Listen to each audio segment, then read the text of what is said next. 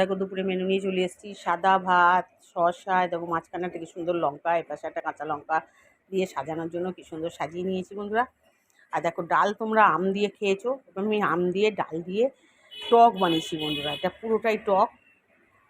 একবার হলেও তোমরা এইভাবে বানাবে। আজকে তোমাদের গরমের জন্য আমি কোনো রান্নার রেসিপি দেখাতে পারিনি বন্ধুরা, ভিডিও ছাড়তে পারিনি।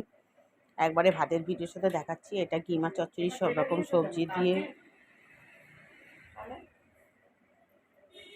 চচ্চড়ি, আর এটা হচ্ছে ডাঁটা দিয়ে বড়ি দিয়ে এটা লাবড়ার মতন তরকারি। শুধু থোড়টাই দিইনি, থোড়েতেও লাবড়া দিতে, লাবড়ায় থোড় দিতে হয় বন্ধুরা।